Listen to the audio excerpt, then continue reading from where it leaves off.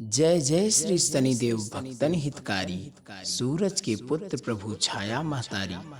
जय श्री राम, जय बागेश्वर धाम। दोस्तों, आज हम आपको बताएंगे कि शनिवार व्रत क्यों किया जाता है, इसकी विधि क्या है, इस व्रत को करने से हमारे जीवन पर क्या प्रभाव पड़ता है और इस पूजन में क्या करना चाहिए और क्या नहीं करना चाहिए। दोस्तों, शनिवार व्रत करने वाले प्राणी को कभी भी शारीरिक पीड़ा नहीं होती। ग्रहों की दशा हमेशा सही रहती है। इसका व्रत करने से नौकरी और व्यापार में सफलता मिलती है। विधि। अब हम शनिवार व्रत विधि के बारे में जानेंगे।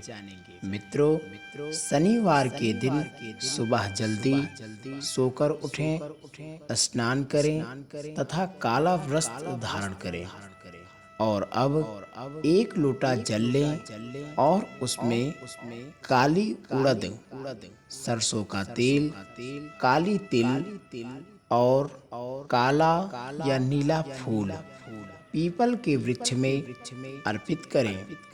उसके बाद सरसों के तेल का एक दीपक जलाएं और अब शनि देव की प्रतिमा को ध्यान करके शनिवार व्रत कथा का पाठ करें और पाठ करने के बाद मीठा का भोग लगाएं या उड़द की दाल की खिचड़ी का भोग लगाएं।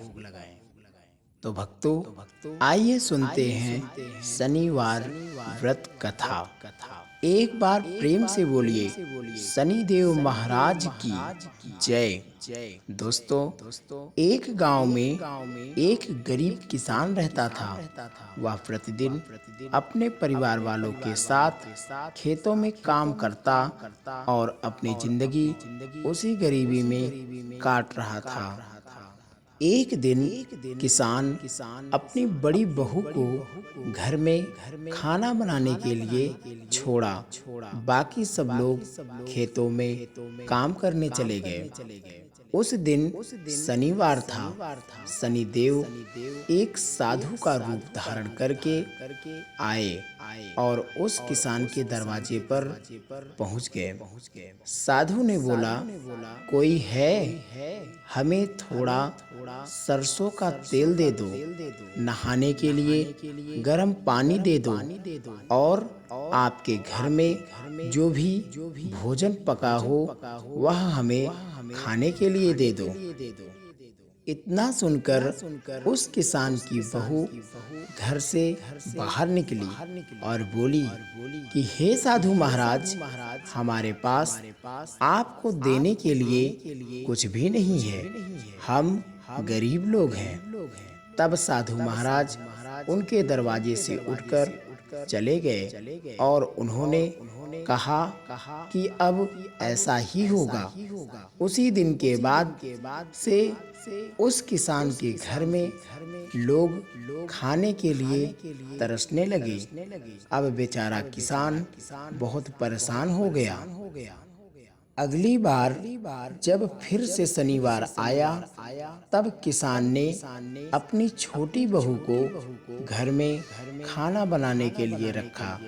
ठीक उसी तरह फिर से शनिदेव वही साधु का वेश धारण करके आए और उस किसान के दरवाजे पर पहुंचकर फिर से उन्होंने नहाने के लिए गर्म पानी, सरसों का तेल और खाने के लिए कुछ मांगा।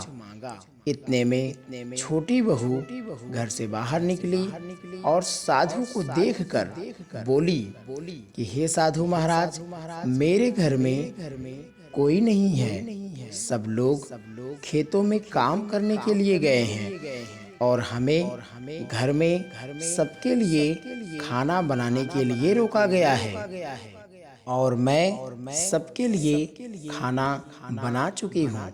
यदि आपको खाना मैं दे दूंगी तो खाना कम पड़ जाएगा। तब साधु महाराज बोले कि कोई बात नहीं, रहने दो। ऐसा बोलकर आगे बढ़ गए। तब किसान की बहू ने सोचा कि कोई भी अपने दरवाजे आए तो उसे वापस लौटाना सही नहीं है। क्यों ना हम अपने हिस्से का खाना इस साधु को खिला दें। यही सोचकर तब वह औरत बोली कि ओ साधु महाराज, आइए, आप भोजन ग्रहण करिए और मैं आपके नहाने के लिए गर्म पानी और सरसों का तेल भी ला रही हूँ। यह सुनकर साधु महाराज वहां पर बैठ गए। वह औरत साधु को नहाने के लिए गर्म पानी दी, लगाने के लिए तेल और खाने के लिए भोजन दी। अब बड़े प्यार से साधु महाराज भोजन ग्रहण कर रहे थे। भोजन ग्रहण करने के बाद साधु ने अपना जूठा पत्तल उस किसान की झोपड़ी में खोसकर चला गया।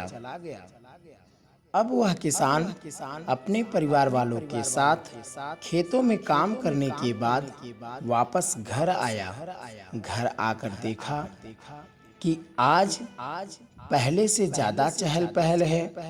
तब उसने अपने छोटी बहू को बुलाया और पूछा कि इतना चहल पहल किस वजह से है, इसकी क्या वजह है। तब उसने सब कुछ भली भांति बताया कि आज एक साधु आया था।